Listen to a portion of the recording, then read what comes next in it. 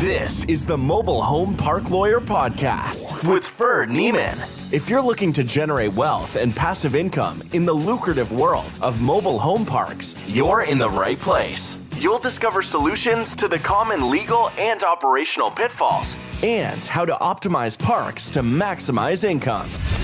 Your host is in the trenches. He's a real estate attorney, financial analyst, and mobile home park investor and operator. Now, let's turn it over to Ferd. Welcome back, Mobile Home Park Nation. Ferd here again with another episode of the Mobile Home Park Lawyer Podcast. Today we're going to be talking about employees versus independent contractors. And I know a lot of people that say, well, I'm not an employee, I'm an independent contractor, or vice versa. And really it's not the title or even a written job description. It's really the practice that matters. And you may wonder why this matters. I mean, key things among all would be liability. You know, or if something goes wrong, you're probably in a better bet if an independent contractor has his or her own responsibility and it's not your problem. Whereas an employee, typically the employer is going to have some level of responsibility. Other key items to worry about with employees versus general contractor or independent contractor, is who has to carry unemployment insurance and general liability insurance. And then if someone is terminated, then is there unemployment benefits available? Another key distinction is whether or not the employer does or is required to withhold taxes or pay, FICA, Social Security, Medicaid, which is 15.3%. Typically, that's 7.65 for the employer, 7.65 for the employee. Well, if you're an independent contractor, you're supposed to pay all 15.3 yourself. And then you're a 1099 employee. At the end of the year, you get 1099 instead of a W-2. So ultimately, what I have found is most mobile home park owners or most business owners in general don't want employees, because employees, sometimes they're a pain. I'm appreciative of my employees, but I sometimes joke that I used to be a people person, but then people ruined it for me. And if you're in the landlord business long enough, you'll have tenants and you'll have employees that'll ruin it for you. But in all seriousness, people don't like having employees because they don't want to have to deal with withholdings, they don't have to pay unemployment tax, and they don't want to have liability. But the reality is, you may have an employee and not recognize it. So key things to think about. I mean, in general, does it pass the smell test? Independent contractors, are they truly independent? So an independent contractor is, let's talk about like a labor or maintenance person, or somebody doing the mowing, or somebody that's putting in your skirting or building your decks. A true independent contractor is probably going to, have a truck with their name on it, have a shirt with their name on it. Is probably going to own their own LLC. Is probably going to carry their own workers' comp, general liability insurance. In fact, true independent contractors in most states, if they have payroll of at least 2 other people and or have a certain payroll threshold, say 40,000 a year, they're required by law to cover their own workers' comp and GL policies. Now, don't quote me on those amounts. It's going to be state by state basis. Talk to your insurance provider. But a true independent contractor, they're going to use their own equipment. They're going to basically get paid per job. Like, I'll charge you $1,500 per deck. They're not going to be charging you by the hour. Now, some independent contractors like plumbers and electricians do charge by the hour, but as far as regular construction related, it's probably a per job. Another thing, a true independent contractor is going to have other clients. I mean, I had a guy, he's like, I'm an independent contractor, I insist. But honestly, I held workers' comp on the guy for 6 years because he didn't work for other people. We gave him 40, 45 hours a week for years, and he had his own LLC, and he thought he was an independent contractor, but we gave him specific tasks every day. Look, paint unit number 9, paint unit number 10, just the master bedroom and paint it blue. Fix the shingles on unit number 5. Mow the grass in the whole park. Things like that. Like, level of autonomy is probably the key variable. As an independent contractor, you're not their boss. You just hire them to do a job. And if they want to, for example, painting. I used to paint, and when I paint a room, I edge first, and with the brush, and then I roll the walls. Some people do the opposite: roll the walls first, and then edge around the corners. Ultimately, it probably didn't matter that much. But my old boss, my dad, made me do the edging first. So that's how I was supervised. So the fact that he was having that much oversight on me, it showed that I was not that autonomous. So this was in the household, but I would have been more employee and less independent contractor. A lot of independent contractors will or should have their own business license, either under their own name or under some sort of LLC or corporation. And typically they're going to work at like an off-site location. Like I'm going to work at the mobile home park. I'm not going to like office in Ferd's headquarters, things like that. And within reason, they have their own schedule. I mean, like we got this painting crew that they're truly independent contractors. They have their own GL, workers' comp, and they schedule us in. Like, hey, I need you to paint 10 mobile homes. They're like, well, I'm booked out 3 weeks, and I'll get to them then. And sometimes they show up 3 weeks and 2 days later, and I can't really get mad or don't fire them. They're not my employee. They just say, it rained. Okay, no big deal.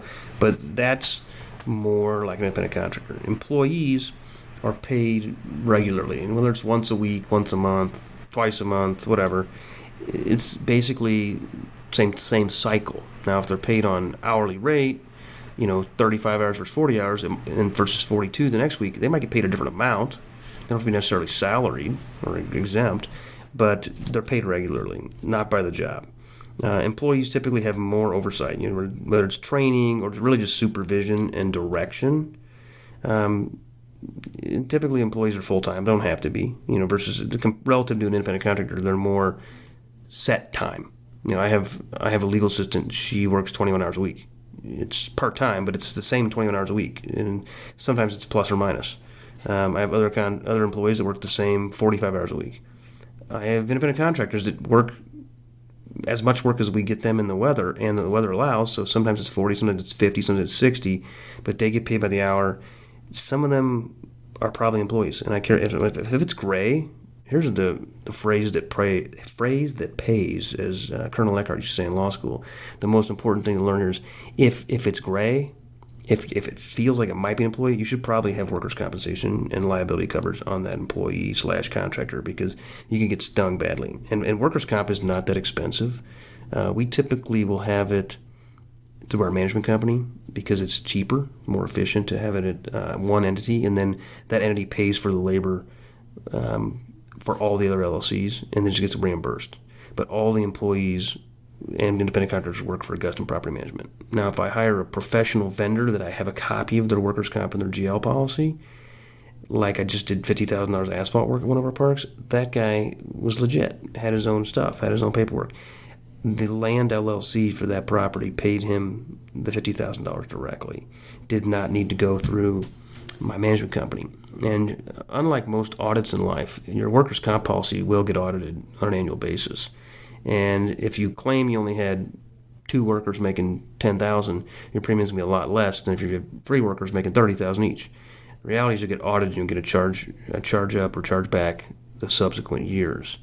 I don't know all the ins and outs of workers' comp insurance, but what I gather from the rate that I pay is it's a function of really 2 things: wage earned and job duties. So if my painter/maintenance guy makes $50,000 and my bookkeeper makes $50,000, well, the wage is the same, but the job duties are different, and the contractor is going to be higher risk of injury, so the premium for that insurance is going to be higher.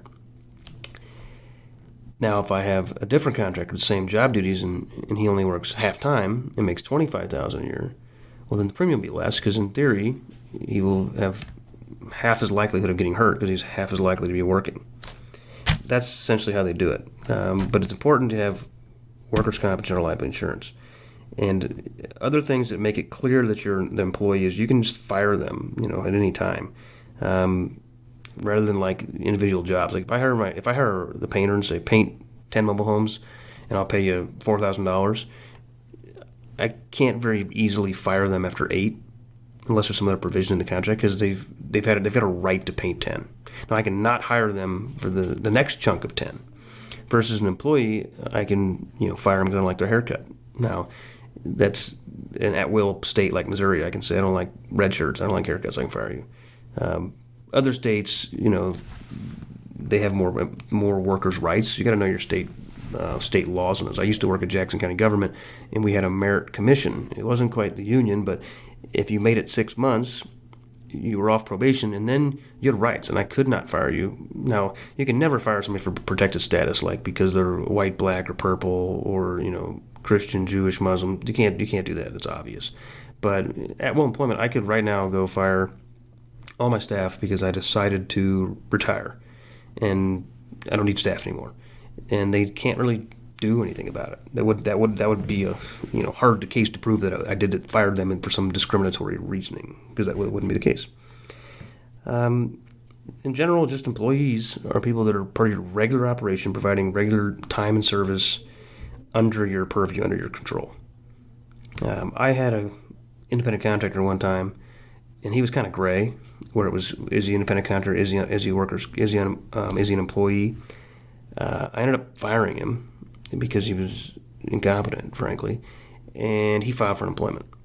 Now, he did have other jobs, and he was an independent contractor. Now, what was gray was he used my lawnmower because he didn't have his own lawnmower, so he used my tools. So the Division of Unemployment Security wanted to stick me with part of his bill post-employment. So I opposed it, and part of what I opposed it with was he proposed to me at the outset a written independent contractor agreement that he got off a Rocket Lawyer, and it said, look, I'm my own boss, I set my own hours, I get paid $200 per mow, blah, blah, blah. And ultimately I was able to win that unemployment dispute because of that written agreement, and I think partially because he proposed it, and I had like email trail, like he's like, look, you're not my boss, I run my own company. I'm like, okay, great, dude. Now, he also did some skirting for me, some basic maintenance, miscellaneous stuff. So, ultimately, what you title people, you're an independent contractor, doesn't matter. It's how it works out in practice. So, if your goal is to not have employees, then you need to give your independent contractors autonomy and follow some of the strategies and methods I've set forth here today. If you think they're an employee, you need to make sure you have workers' comp insurance and general liability insurance, which frankly is not that expensive. Now, if you get into more expensive trades like tree trimming, roofing, heavy equipment, or construction, your bill will be cheaper if you have your guys classified as a maintenance. If you have them classified as construction, general contractor insurance will be higher. So you got to work with your insurance company to get the classifications right, and you got to try to be fairly accurate with your estimated budget. But other than that, it's not that complicated until it is. And if the guy's an independent contractor, but he's driving your parked truck and he's driving to Home Depot to get some more wood, what happens if he runs over the paperboy? Well, it's in your truck. It's going to start to look like an employee. Last time I checked, you don't let the average roofer, painter, or plumber drive your truck. So then you get down to other liability protection measures, like, is the person driving your truck licensed? Do they have a valid driver's license? Do they have insurance? If not, is your insurance going to cover them? So I typically ask my insurance guy all these questions before I start making decisions too much on things like let people drive my truck, or let people use my lawnmower, etc. So in the end, the key is to understand what you got, and what you got is based on how you implement your business, not by the title on somebody's business card. Till next time, stay safe. God bless. You've been listening to the Mobile Home Park Lawyer Podcast with Ferd Neiman. Ready to learn more? Go to www.themobilehomelawyer.com for free resources and materials to help you succeed. If you love the podcast, go to Apple Podcasts, give us your review, and subscribe today. Thank you for listening. Neither the Supreme Court of Missouri nor the Missouri Bar reviews nor approves certifying organizations or specialist designations. The choice of a lawyer is an important decision and should not be based solely upon advertisements.